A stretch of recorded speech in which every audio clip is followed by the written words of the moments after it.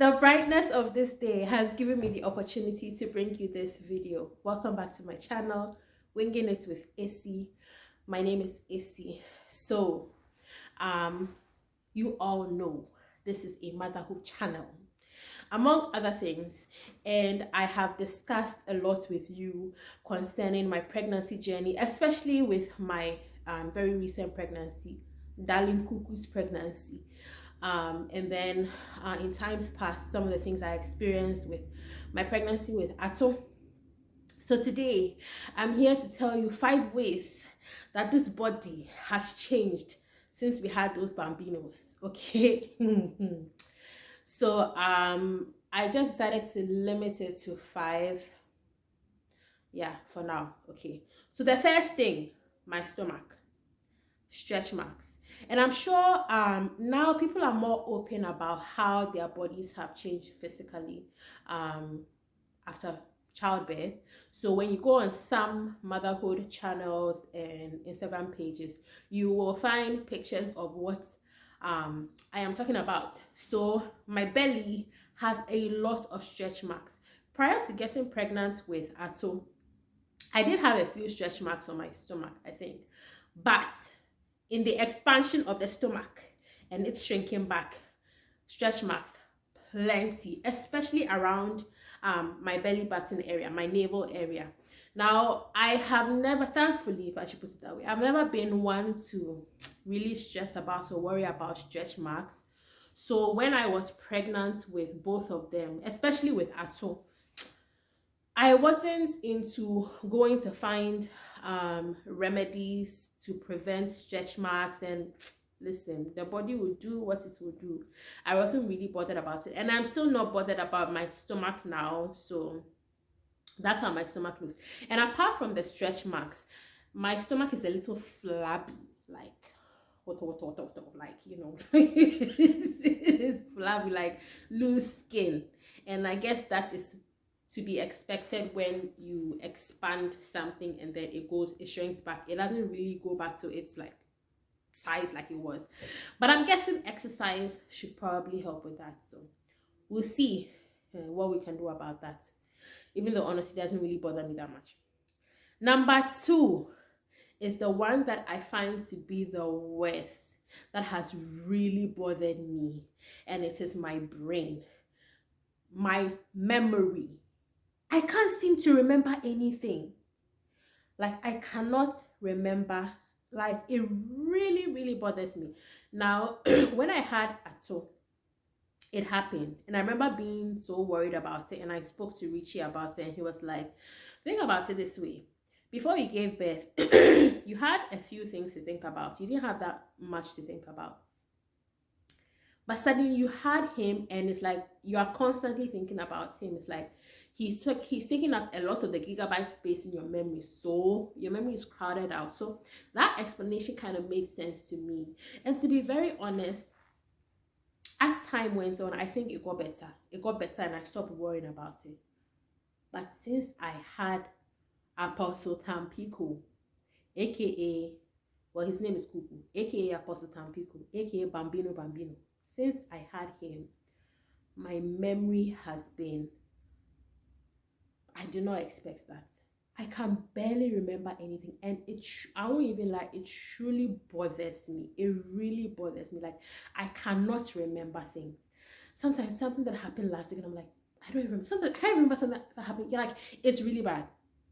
So I remember I went for a doctor's appointment about something else, and then I was telling the doctor that, like, is this normal? Because I am worried. Are there any supplements that I can take?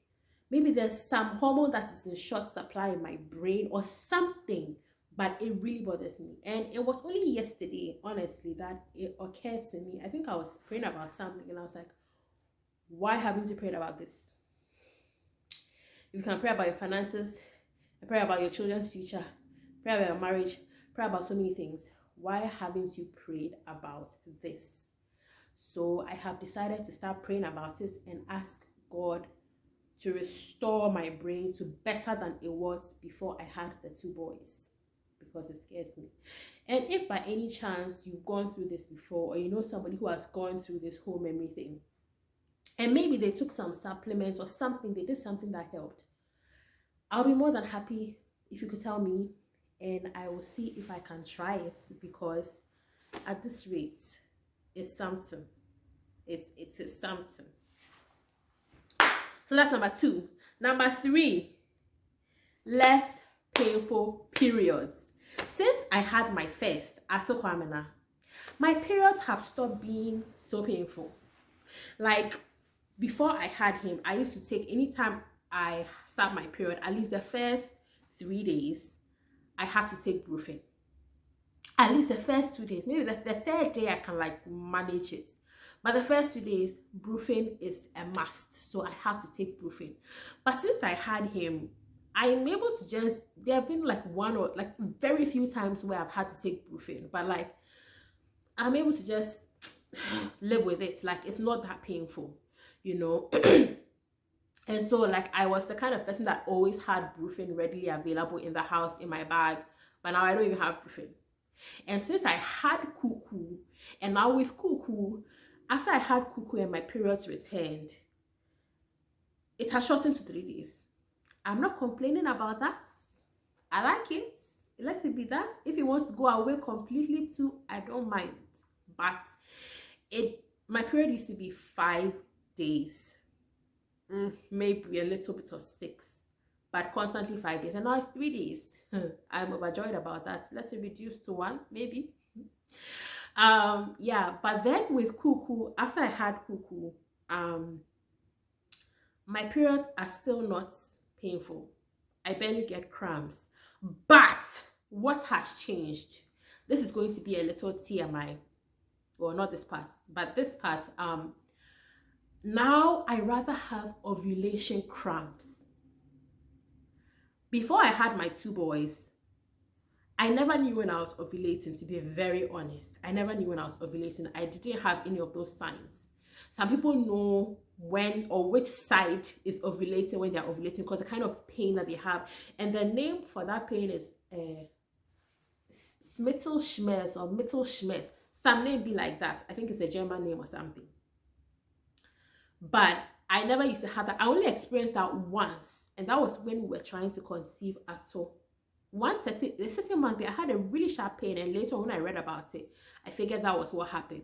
But I never used to have any signs, as far as I'm concerned, any of those like visible signs of ovulation. But a few months ago, I was in the kitchen and I was having these really bad cramps. I had to sit down and then eventually take medicine. I was like, what is going on? And then when I checked, I used like a period tracker app. When I checked, it turns out I was ovulating. And then it happened the following month and the month after that. And I'm like, so I don't have period pains anymore, barely. But now I have ovulation pain, which is, I don't even know which one is worse. It's painful. It's painful. And then another change I have is, my body has gone through. This is a part where I'm saying that it is TMI. Now, one of the obvious signs of ovulation is a discharge. Nowadays, I notice it.